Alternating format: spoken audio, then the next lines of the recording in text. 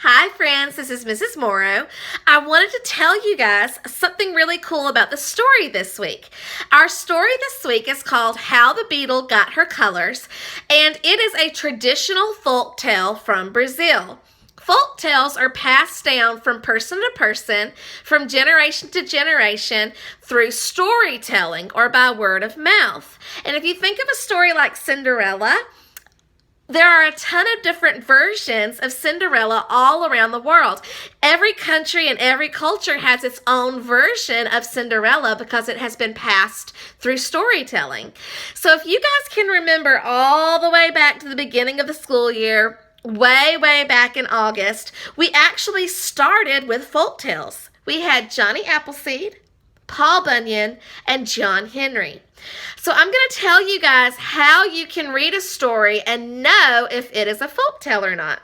So the first way that you can tell if a story is a folk tale is that it has a hint of magic or it has something impossible that happens in the story.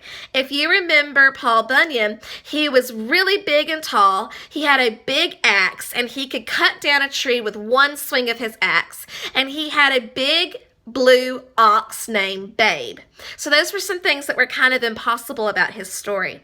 The second way that you can tell if a story is a folk tale or not is that it usually has animals as characters. For instance, our story this week, all of the characters in the story are animals. And so that is something that is very traditional with folk tales.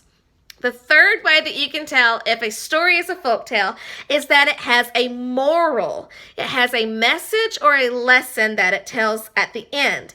So there is a moral to the story. It teaches you a lesson at the end of it. There's a reason for you hearing that story. So I hope that you guys enjoy this folktale this week as much as I did. There's also one really cool thing about the story this week, and it's that the story is actually a play. For hundreds of years before there were movies and TV, if people wanted to see a story acted out, they could go to a theater and there would be actors on a stage acting out the story. They would act out the different characters and it would be in front of a live audience. So I really want to encourage you guys this week to use your imagination and put on a play. Have fun with your family. You can make costumes. I've given you guys a printout of all the characters. You can print them out, color them, cut them out, make a play. I would love to see what you guys come up with. If you want to do a video for me or send me a picture, I just hope that you guys have fun with the story this week. I love you guys. I miss you guys, and I will see you later. Bye.